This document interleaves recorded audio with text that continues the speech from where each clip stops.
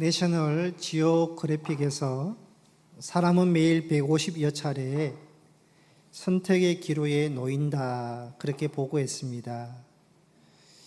150여 차례 선택 중에서 신중하게 고민하는 선택은 30여 차례이고, 그 중에 올바른 선택이라며 미소 짓는 것은 5차례밖에 안 된다 했습니다.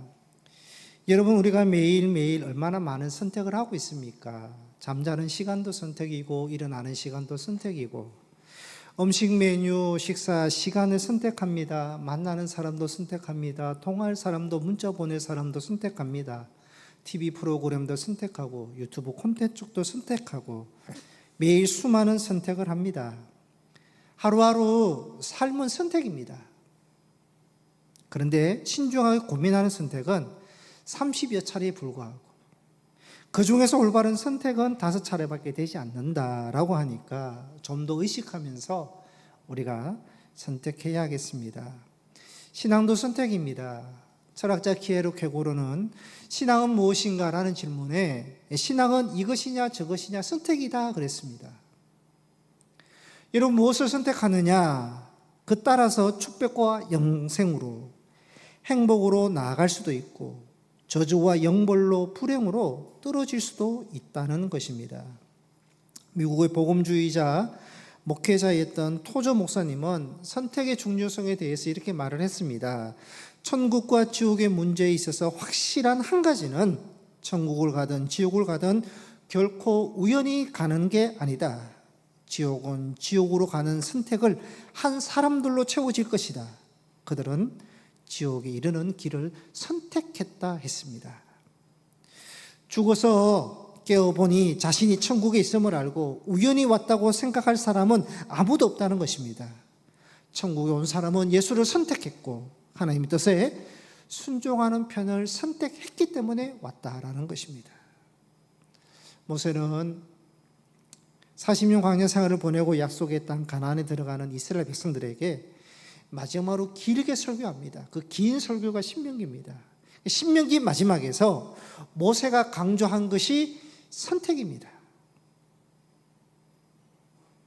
모세는 백성들에게 너희가 나의 긴 설교 신명기를 들었으니까 이제는 선택해라.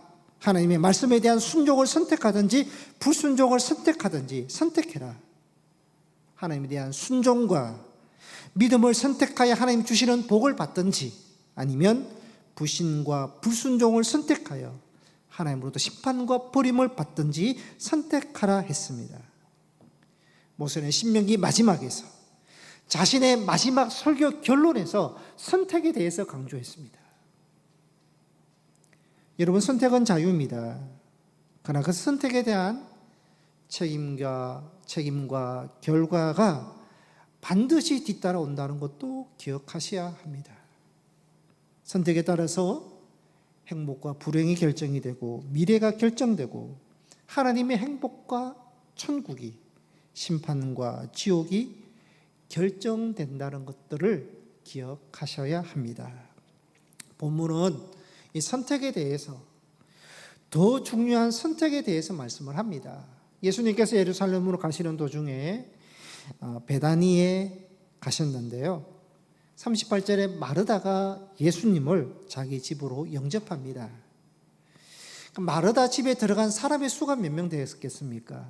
최소 예수님과 12제자 13명이고 아마도 더 많은 사람들이 마르다 집에 갔을 것입니다.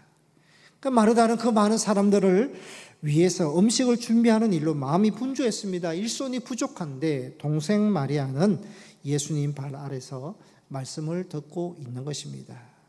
그러다 마르다가 예수님께 말합니다.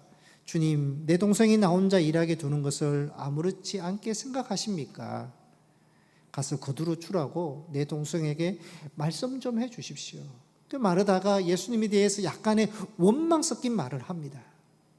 그러자 예수님께서 41절 42절에 마르다에게 말씀합니다. 너가 많은 일로 염려하고 근심하나 몇 가지만 하든지 혹 한 가지만이라도 족하니라. 마리아는 이 좋은 편을 택하였는데 빼앗기지 아니하리라. 이렇게 말씀을 하십니다. 본문에서 두 여인의 선택을 볼 수 있습니다. 언니 마르다는 예수님을 위해서 음식을 대접하는 선택을 했고, 마리아는 예수님 발 아래에서 말씀을 듣는 선택을 했습니다. 먼저 마르다의 선택은 지극히 정상적입니다. 자기 집으로 초대했으니까 음식을 대접하는 것은 당연한 것이었습니다. 당시 중동 지방에서는요, 집에 손님을 대접하는 것이 가장 귀한 일이었습니다. 마르다는 집으로 초대한 예수님을 위해서 일하는 것은 옳은 것이었습니다. 그런데 예수님은 그 마르다보다 마리아가 더 좋은 것을 선택했다고 칭찬을 하고 계십니다. 마리아의 선택을 칭찬하는 이유를 두 가지로 말씀을 드리면, 먼저 마리아는요, 예수 중심의 선택을 했기 때문입니다. 예수님께서 마르다의 초대를 받고 어떤 마음으로 그의 집에 가셨겠습니까? 시작하니까 빨리 식사해야 되겠다, 그 마음으로 가지 않으셨습니다. 예수님은 마르다의 집에요, 말씀을 전하기 위해서 가셨습니다. 실제로 식사 전에 말씀을 전하고 계십니다. 그런데 마르다는요, 자기 집에 오신 예수님의 마음을 알지 못했습니다. 마음을 알지 못하니까 주님의 말씀을 들을 시간도 없이 주님을 대접하기 위해서 마음이 분주했습니다. 마르다는 예수님께서 무엇을 원하시는지도 몰랐고요, 자기 중심에서 자기 생각으로 주님을 대접하려고만 했던 것입니다. 교인 가정을 신방 갈 때가 있습니다. 예배 드리기 위해서 갑니다. 그러니까 신방이 목적입니다. 그런데 가끔 어떤 가정에서는 목사님, 과일이나 차를 드시겠습니까? 그렇게 제안을 하십니다. 제가 그 가정의 신방을 가서 과일이나 차를 먼저 먹은 적이 없습니다. 가정의 신방, 예배가 목적이기 때문입니다. 신방을 받는 가정도 예배를 위해서 신방을 받습니다. 예배 드리고 말씀 듣고 기도 받는 목적입니다. 그 목적을 잊어버리고 어떤 것을 대접할까? 식사는 뭘로 할까? 그렇게 생각한다면 신방 목적을 잃어버리는 것입니다. 예수님께서 마르다의 초대를 받으시고 그 집에 가셔서 먼저 무엇을 하셨겠습니까?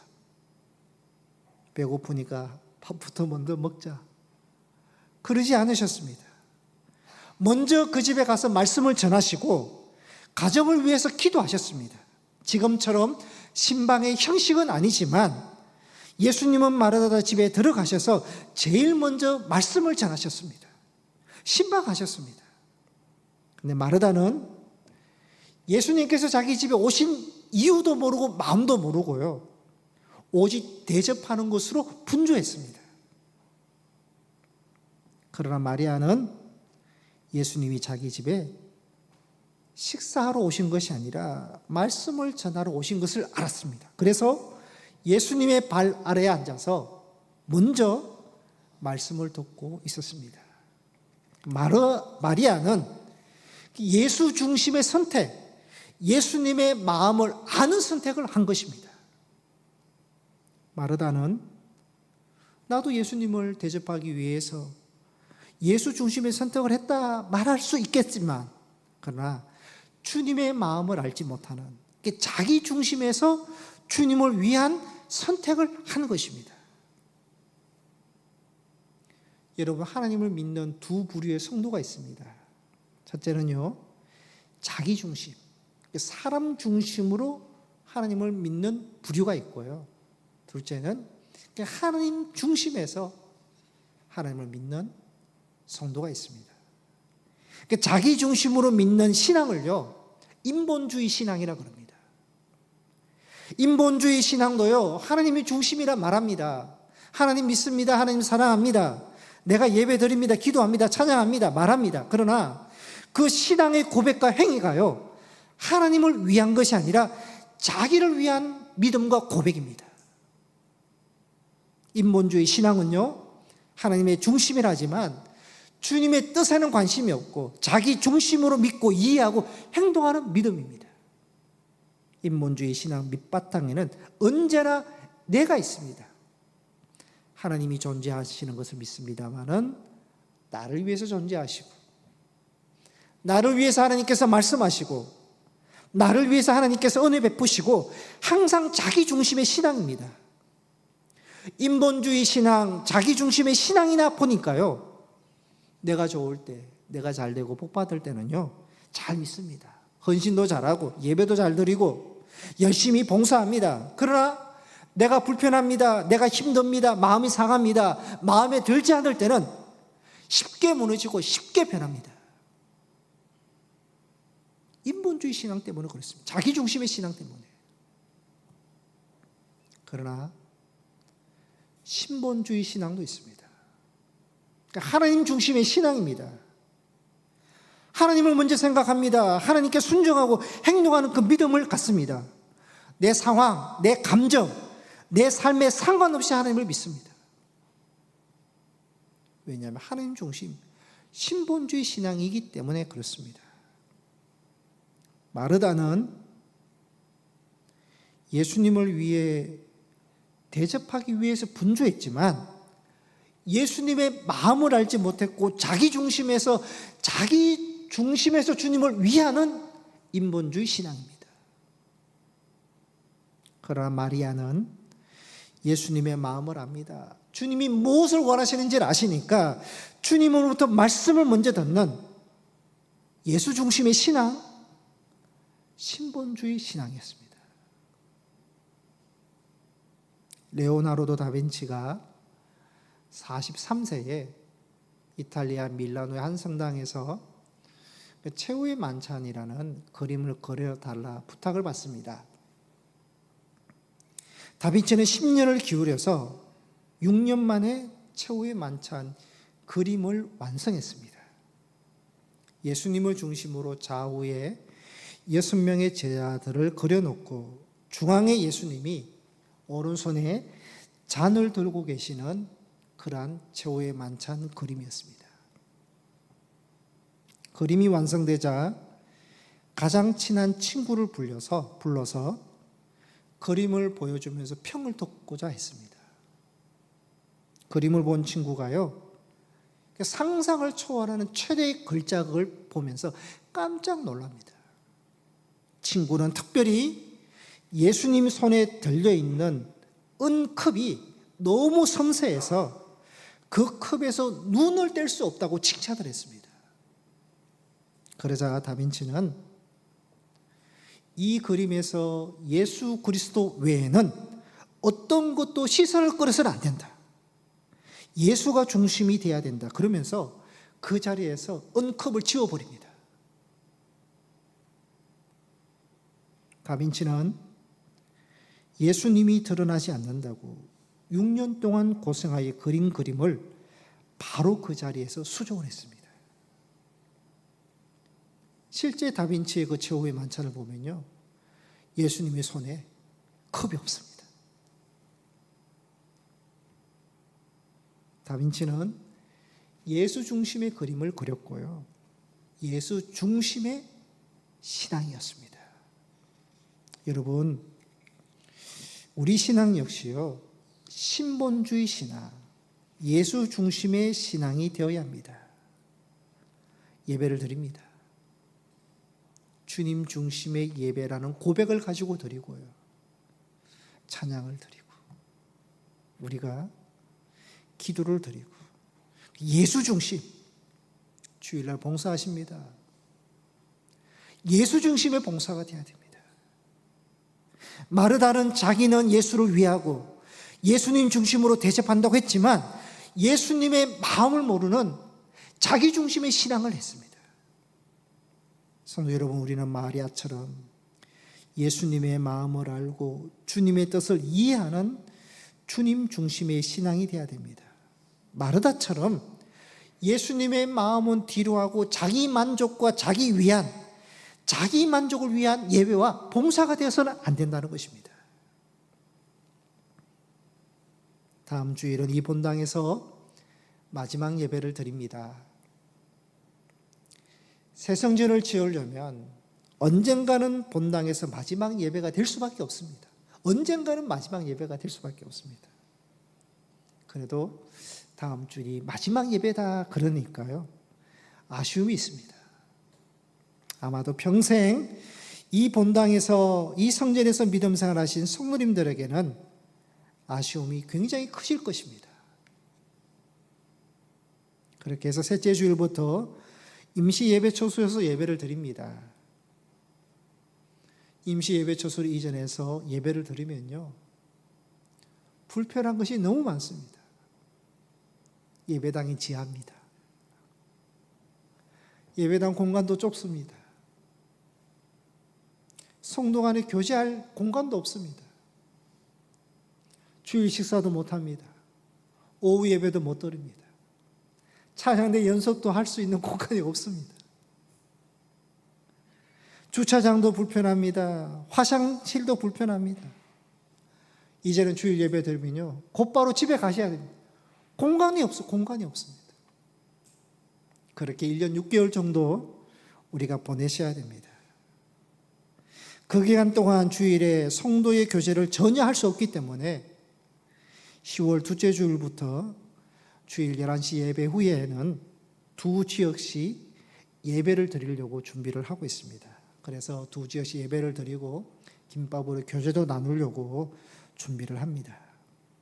여러분, 이제 임시 예배 처소에서 예배를 드리려면 불편한 부분이 너무 많습니다만은, 우리의 신앙은 예배당 중심의 신앙이 아니고요, 예수 중심의 신앙이 되어야 되고, 예배가 예수 중심의 예배가 되어야 됩니다.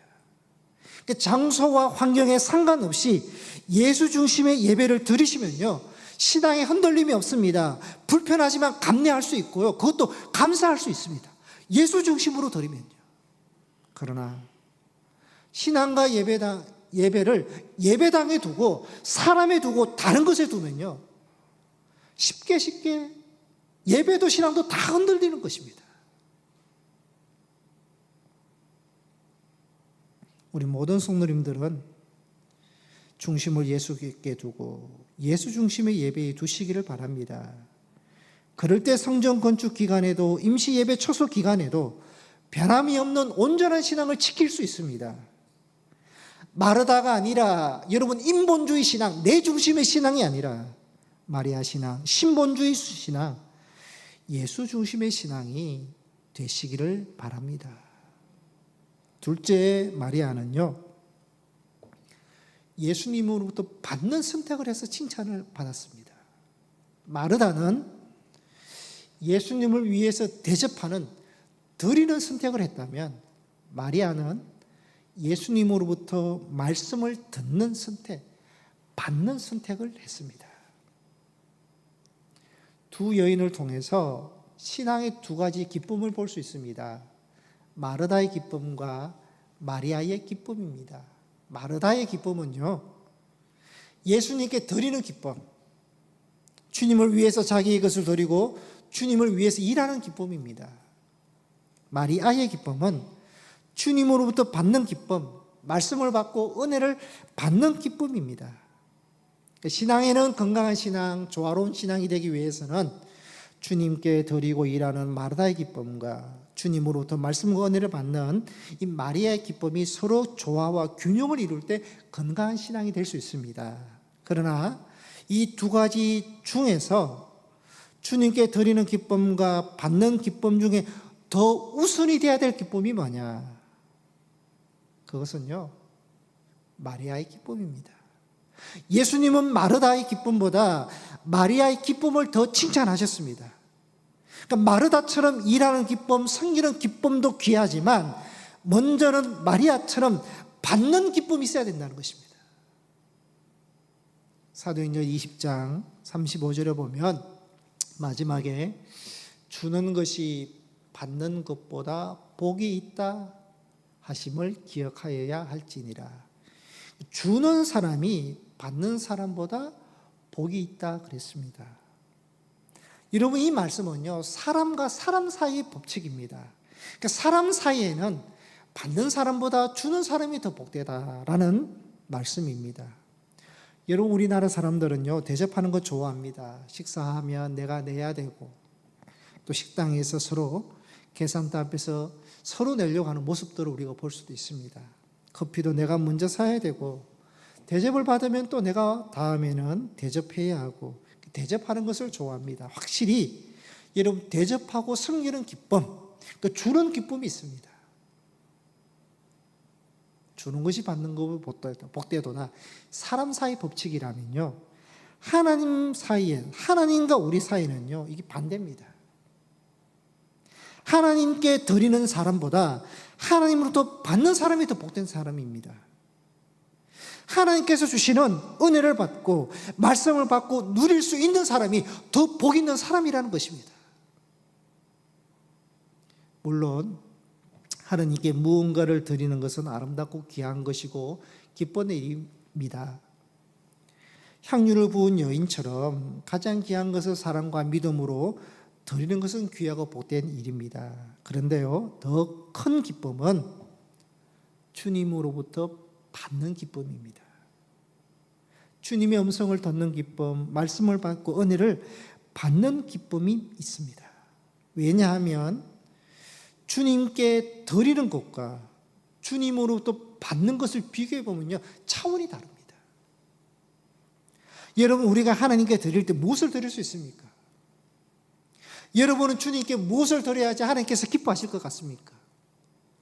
우리는 우리 것을 주께 드립니다. 우리의 믿음도 드리고, 우리의 재능도 드리고, 시간도 드리고, 물질도 드리고, 우리의 것을 주님께 드립니다. 그러나 주님으로부터 받는 것은 무엇입니까? 예수를 받습니다. 구원을 받습니다. 천국을 받습니다. 영생을 받습니다. 말씀을 받습니다. 은혜를 받습니다. 성령을 받습니다. 뿐만 아니라 생명을 받고 삶의 모든 은혜와 복을 받습니다. 여러분, 우리가 주님께 드리는 것보다 주님으로부터 받는 것을 비교해 보면요, 비교 자체가 되지 않습니다. 드리는 것보다 받는 것이 훨씬 더 귀하고 영원하고 훨씬 더 큽니다. 그러니까 받는 기쁨이 훨씬 더 큰 겁니다. 성도는 마리아처럼 주님이 주시는 말씀을 받고 은혜를 받아야 됩니다. 그것이 우리에게도 기쁨이 되지만 주시는 예수님에게도 기쁨이 됩니다. 부모는 자녀들이 어머니가 해주신 음식은 다 맛있어요. 좋은 식당에서 먹는 것보다 집밥이 최고예요. 그렇게 말할 때 기쁩니다. 기분이 좋습니다. 감사하죠. 부모가 주는 것을 자녀가 감사함으로 받을 때 그게 부모의 기쁨이고요. 그게 부모에게 효과가 되는 것입니다. 마찬가지입니다. 우리 하나님은 우리로부터 무언가를 받아서 절구하시기보다요, 자녀들이 주님이 주시는 것을 믿음으로 받으면 그것이 하나님께 기쁨이 되는 것입니다.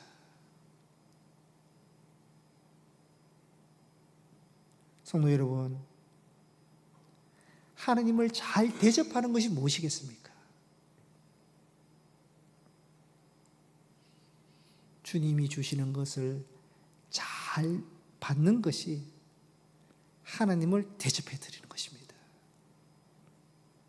누군가 식사 초대를 받습니다. 식사 초대를 받을 때 식사를 대접하는 분에게 잘 대접하는 것은 맛있게 먹는 겁니다. 하나님을 잘 대접하는 것은 하나님께 주시는 말씀을 잘 듣고 은혜를 받는 것, 그 받은 것을 믿음으로 응답하는 것이요, 하나님을 잘 대접해 드리는 것입니다. 성도 여러분, 여러분은 주일을 어떤 날로 생각하십니까? 우리는 주일 그러면 하나님께 드리는 날로 생각합니다. 예배를 드리고 또 찬양을 드리고 마음을 드리고 시간과 물질을 드리고 봉사하는 날로 주일을 생각합니다. 물론 구원받은 자녀가 받은 은혜와 기쁨으로 하나님께 감사와 기쁨으로 드려야 되지만, 하나님은 우리에게 왜 주일을 주셨겠습니까? 주시기 위해서 주신 것입니다.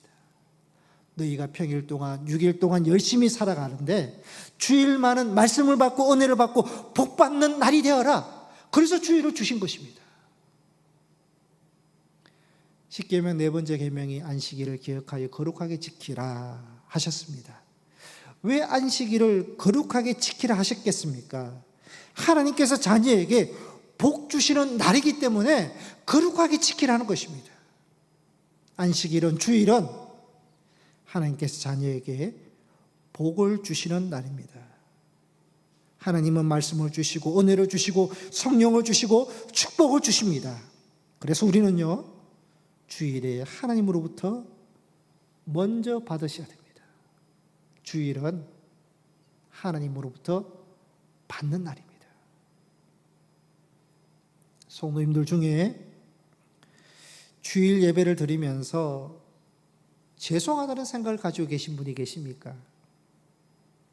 예배를 드리면서 나는 드리는 것이 부족한데, 많이 못 드리는데, 시간도 많이 못 드리고 물질도 못 드리고 믿음도 정성도 자꾸 부족해서 죄송하다는 생각을 가지고 계시다면 건강한 신앙은 아닙니다. 성도님들 중에 아주 가끔 저에게 감사한금을 가지고 와서 죄송하다는 분이 계십니다. 뭐가 죄송해요? 목사에게 드리는 것도 아니고 하나님께 드리는데 뭐가 죄송하냐고.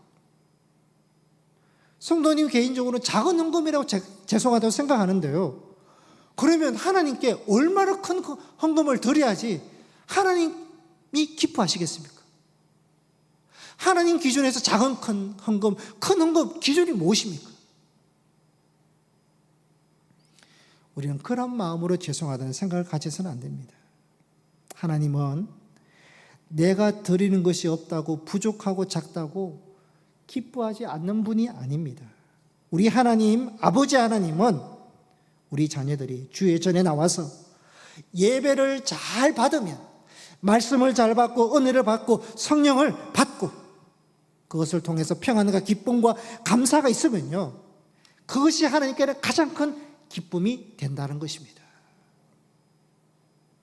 여러분, 우리가 주일에 나와서 내가 드리는 것이 작아서, 내 믿음이 부족해서 죄송한 것이 아니라, 정말 죄송한 것은요, 예배 드리면서 주님으로부터 받을 것이, 받는 것이 없는 것이 우리가 죄송한 마음을 가져야 됩니다. 주님이 주시는 말씀도 못 받고 은혜도 못 받고 사랑도 못 받고 성령도 못 받고 기쁨도 받지 못한다면, 여러분, 받지 못하고 누리지 못하는 것에 대해서 우리가 죄송한 마음을 가져야 됩니다. 한번 생각해 보세요. 우리는 주일 예배를 위해서 많은 것을, 시간과 또 준비를 우리가 합니다. 전날부터 준비하는 분도 계시고, 최소한 주일 내려도 몇 시간 전부터 우리가 준비합니다. 찬양대로, 또 교사로, 찬양단으로, 예배 안내와 제죽으로, 또 식당에서 봉사하시려면요, 많은 시간들을 우리가 준비합니다. 1시간 예배를 위해서, 그 1시간 맡겨주신 것 위해서, 우리가 봉사하고 섬기기 위해서 많은 시간과 준비와 정성이 그것에 들어갑니다. 그런데요, 그 많은 시간과 정성을 들여서 교회에 나와서 예배의 자리로 나오는데 마르다처럼 주님께 받는 것이 없다면, 말씀도 받지 못하고 은혜도 받지 못한다면 어떻게 되겠습니까? 받으셔야 됩니다. 받는 기쁨, 받음으로 누리는 기쁨이 있어야 됩니다. 우리의 시간, 우리의 정성, 우리의 준비가 얼마나 많이 들어가는데, 그렇게 해서 준비는 많이 하는데 오셔서 아무것도 받지 못한다면 그거에 대해서 우리가 죄송한 마음을 가져야 됩니다. 먼저 받으셔야 됩니다. 받아야 신앙이 지속될 수 있고요, 받아야 신앙이 성장할 수 있고, 받아야지 기쁘게 섬길 수 있는 것입니다. 오늘 마르다와 마리아 두 여인을 통해서 우리에게 주시는 말씀은, 마르다는요, 예수님을 잘 대접하는 것이, 주님을 위해서 일하는 것이 주님을 원하는 것이고 기뻐하시는 것이라 생각했습니다. 그런데 예수님은요, 마리아처럼 얼굴을 맞대고 주님과 교제를 나누고 주님이 주시는 말씀을 잘 받는 것을 더 좋아하시고 기뻐하셨습니다. 일이 중요한 것이 아니라 주님께 드리고 주님을 대접해 드리는 것이 먼저가 아니라 먼저 예배를 통해서 주님 앞에 서고 먼저 받는 사람이 되어야 됩니다. 말씀을 받고 은혜를 받는 사람이 주님을 대접하는 것임을 기억하시기를 바랍니다. 여러분, 마르다와 마리아를 보면요, 누가 예수님께 헌신했습니까? 그렇게 대접을 하려고 했던 마르다는요, 후에 예수님을 위해서 무엇인가 했다는 그 내용이 나오지 않습니다. 마리아가 주님께 향유를 붓고 머리털로 예수님의 발을 닦는 헌신을 했습니다. 결국은요, 잘 받는 자들이 봉사할 수 있고 헌신할 수 있다는 것입니다. 예수님은 결론적으로 마리아는 더 좋은 것을 선택하였다 칭찬하셨습니다. 마리아처럼 더 좋은 것을 분별하시고 더 좋은 것을 선택하시고 빼앗기지 않는 여러분들이 되시기를 바랍니다. 무엇보다 주님으로부터 말씀을 받고 은혜를 받고 성령을 받아야 할 예배 시간을 절대 빼앗겨서는 안 됩니다. 다른 모임 때문에, 봉사 때문에, 심지어 교사 때문에 다른 이유로 예배를 빼앗겨서는 안 된다는 것입니다. 성도 여러분, 임시 예배 처소로 가시더라도 결코 예배는 빼앗겨서는 안 되고 그곳에서도 계속해서 말씀을 받고 은혜를 받으시기를 바랍니다. 말씀을 요약하겠습니다. 더 중요한 선택이 있습니다. 더 중요한 것을 분별하고 선택하시는 여러분들이 되시기를 바랍니다. 마리아처럼 예수 중심의 선택, 말씀을 받고 은혜를 받는 선택을 통해서 변함이 없는 신앙, 성장하는 신앙, 열매 맺는 신앙이 되시기를 축복합니다. 기도하시겠습니다.